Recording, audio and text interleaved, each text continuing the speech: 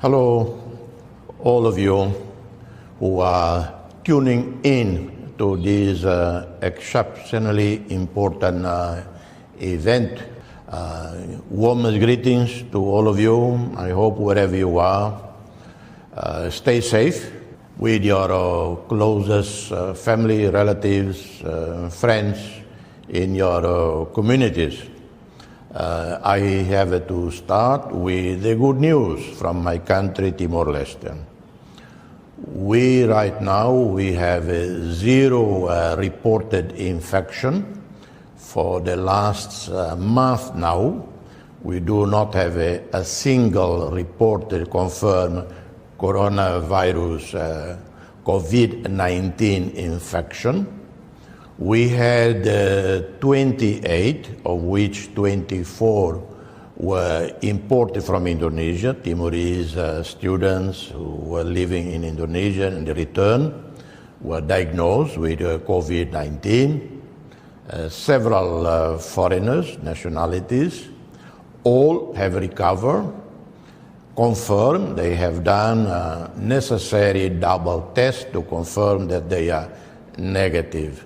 We do not have any community transmission, but we are continuing with reasonable, not excessive prevention measures. So far, so good. Zero case in Timor-Leste. Of course, the international media does not report it because the international media, as usual, point to countries like New Zealand and others, Western countries.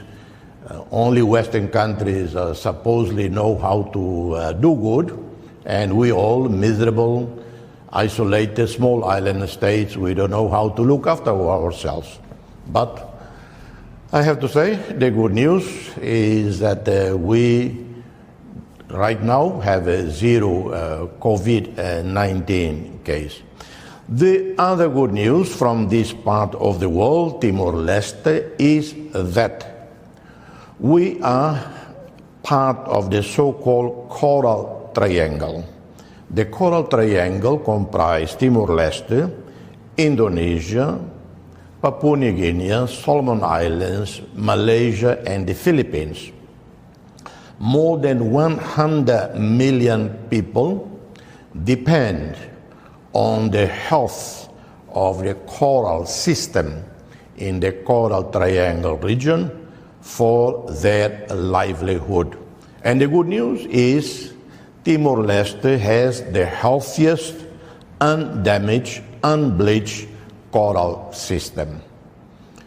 In addition to this great news, scientists from Australia and elsewhere have identified Timor-Leste as having the richest biodiversity in the world. We have close to 600 diverse marine life, from corals diversity and dolphins, blue whales. Of course, blue whales, they are migratory species. They come from Antarctica. They travel all along the coast of Western Australia, and they migrate to Timor-Leste in October, November, December. We have a completely unbleached, undamaged corals. Partly has to do with nature. We are situated right in the middle between the Pacific Ocean and the Indian Ocean. The Pacific Ocean flow into the Indian Ocean, and the currents of cold water bathe the whole island of Timor-Leste from different sides. So in spite of global warming, we do not have detected any damage as a result of global warming on our corals. Photographers, scientists, filmmakers who have been here in recent months, they have reported that they have never seen anything like that in the world. Richest biodiversity, undamaged, unbleached coral life. We are a population of a bit over 1.3 million. Timor-Leste is part of the so-called least developed countries. We are part of the so-called fragile states. Timor-Leste, actually, with Sierra Leone, with Liberia, we are the leaders of the G7 plus small fragile countries. And we are doubly impacted by climate change. We are impacted by the global warming, rising sea levels, but also the unpredictable, unstable weather patterns. It can rain in our country, start supposedly October, November, but it can start only in January this year, and it goes on till May. We still have had very strong rains, which make life difficult for farmers and for fishermen. The connection between the health of the oceans and the health of human beings is so obvious. When we look, for instance, at the radiation levels as a result of the tsunami in Japan that damaged the Fukushima nuclear powers, it affected, increased the level of radiation in the seas near Japan and beyond. Any dumping of waste, hospital waste dumped by Western countries, particularly from Europe, that collect hospital waste and dump in the Indian Ocean. Cruise ships that dump waste into the vast oceans. Plastics that dumped by many people, including our own, including the hundreds of millions of people in Asia region that purchase plastic, not only plastic bags, but everything that contains plastic, and don't know how to discard, how to recycle, dump in rivers, and the floods come and wash the plastic into the ocean. One immediate consequence, it poisons the corals, poison the fish, diminish their livelihood, but also it can poison ourselves, those who consume fish, sea resources. Who are responsible? One thing that is extraordinary, as I sometimes look at the things that we consume. Deodorant, many of us use deodorant.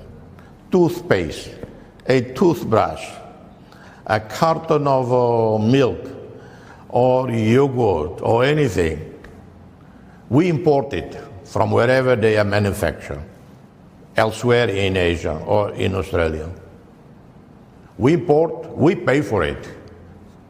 We even pay for these things. We pay not for the content, but we pay for the container that cover these products. When we finish the product, we use up the toothpaste, the cream. What we do with it? Well, we dump in our own country.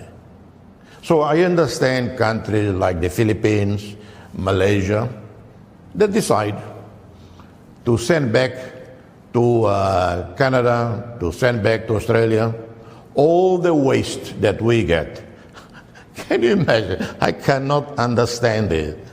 We pay for these damn things. We pay the product, we pay import duties, and then we are the ones who have to live with this product that we pay to you. So I would like to say, please come and collect all your garbage here. If I ever go back to the presidency or to a government, one legislation I would force to introduce is all the garbage that we collect, either someone, a rich Western country foundation, set up here a recycling system so that we can recycle everything and transform it into whatever, into energy or into fertilizers, I don't know. Or, I'm sorry, but we will put on a boat and send back to you.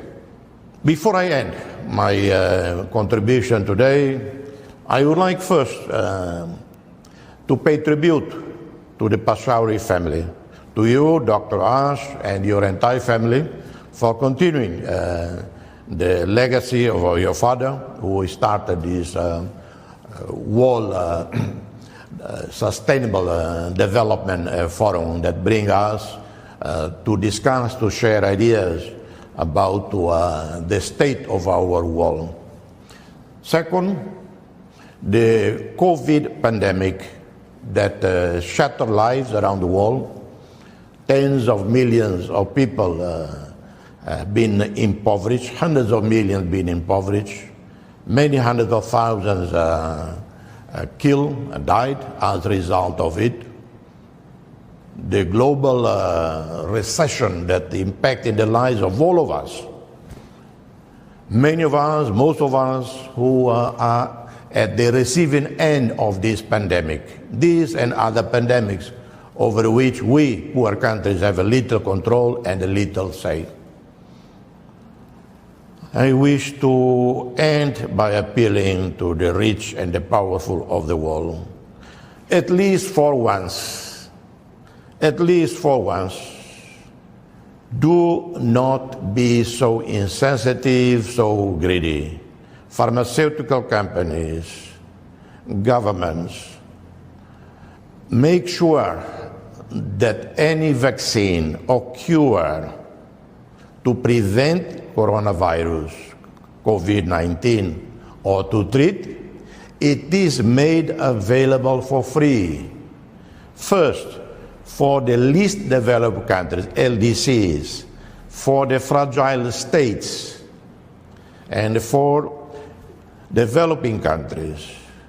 And maybe in the West, because you are more affluent, maybe your governments can subsidize so that the companies that have invested, produced, may recover some of the investments.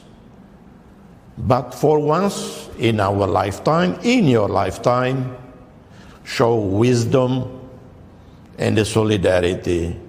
Do not argue over who should have the intellectual property over it and how much to profit from it, but rather how many lives you can save.